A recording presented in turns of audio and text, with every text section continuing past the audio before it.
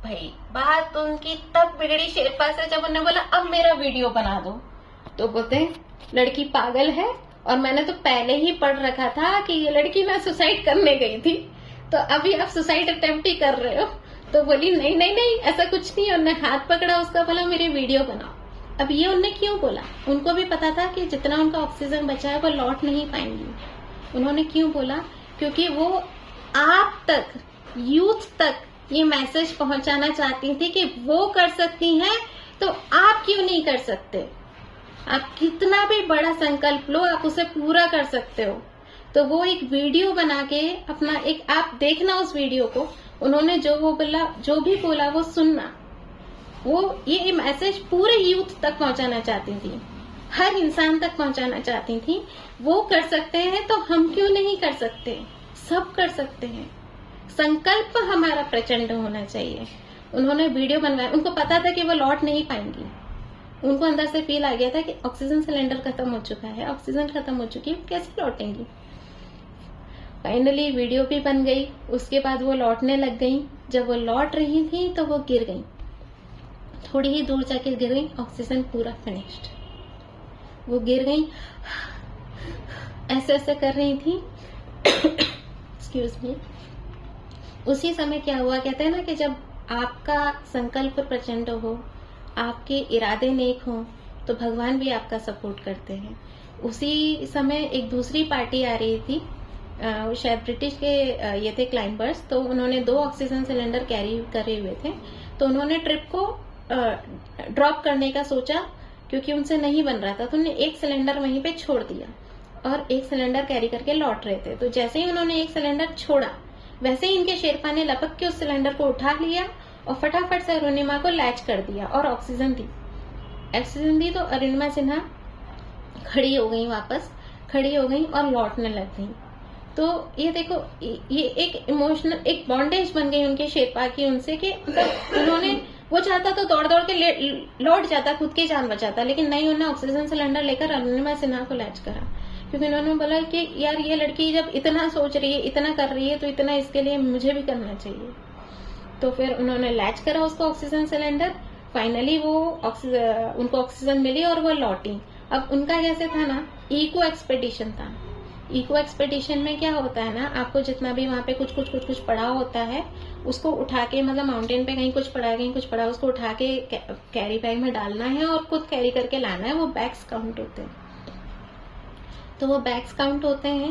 तो एक बॉटल, एक ऐसे ही माउंटेनियर था, उसके हाथ में एक बॉटल थी। तो बॉटल उठा रही थी उसके हाथ से, क्योंकि वो हिल नहीं रहा था। जैसे ही उन्होंने बॉटल खींची, वो वैसा का वैसा फ्रीज हो चुका था, वैसा का वैसा लुढ़क गया। उसको देख के शॉक। अब लौटते समय ज्यादा डेथ होती है, तो वो भी थोड़ी सी डरी हुई थी। वो, उनको ये भी नहीं पता वो पानी पी पाए कि नहीं। उन्होंने उसको भी प्लास्टिक बैग में डाला और नीचे लौटी। तो फिर उन्होंने सोच लिया कि नहीं, थोड़ी देर में उनका पैर निकल गया। तो वो शेरपा से कहना चाह रही थी रुको, मेरा पैर निकल गया, लेकिन शेरपा नहीं सुन रहा था। वो दौड़ दौड़ के लौट रहा था, क्योंकि उसको भी अपनी ऑक्सीजन बचा के बेस कैंप तक पहुंचना था। तो अब पैर निकल गया, तो घसीट के पैर को घसीट के चली। फाइनली एक जगह बैठी और उन्होंने सोचा कि ये क्या है, मुझे जिंदा वापस जाना है। उन्होंने वहां पे फिर से संकल्प उठाया, मुझे जिंदा वापस पहुंचना है। जब इतना मैं करके आई हूँ, इतना कुछ कर चुकी हूँ, अब मुझे जिंदा वापस पहुंचना है, लोगों तक अपनी कहानी पहुंचाना है। फिर उन्होंने जो संकल्प शक्ति उठाई, अपना पैर सेट किया। और अब क्या होता है, उनको एक टॉर्च भी मिली होती है, यहाँ पे हेडलाइट। तो टॉर्च मिली होती है, अब वो टॉर्च खत्म होने लग गई, उसकी लाइट डिम होने लग गई। तो वो लौटेंगी कैसे अंधेरे में? तो मून लाइट आई, तेज मून लाइट आई। उस मून लाइट में वो जल्दी दौड़ के और बेस कैंप 4 हमारे पहुंच गई। वहां पे पहुंची, तो पहुंचने के बाद उनसे क्वेश्चन पूछा गया कि यार अरुणिमा, तुमने इतनी रिस्क क्यों ली? तो अरुणिमा सिन्हा बोली कि जिसने जिंदगी में रिस्क नहीं ली, उसने समझो बहुत बड़ी रिस्क ली। रिस्क तो लेना पड़ता है। तो ये थी अरुणिमा सिन्हा की कहानी। उसके बाद उन्होंने जितने भी 7 कॉन्टिनेंट्स हैं, सबके जो हाईएस्ट माउंटेन्स हैं वो क्लाइंब करे।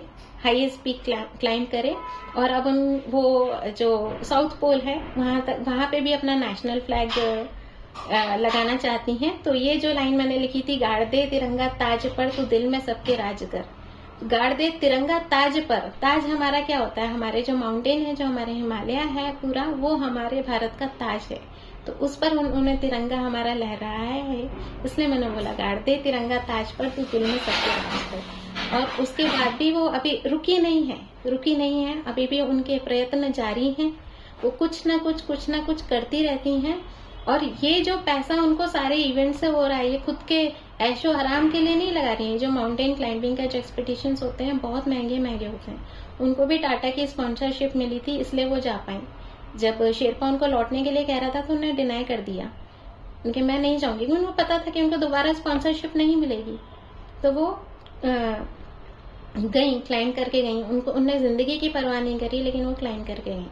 तो वो जो जितना भी ये इससे पैसा आ रहा है, उसका एक चंद्रशेखर आजाद विकलांग खेल एकेडमी बनाना चाहती हैं।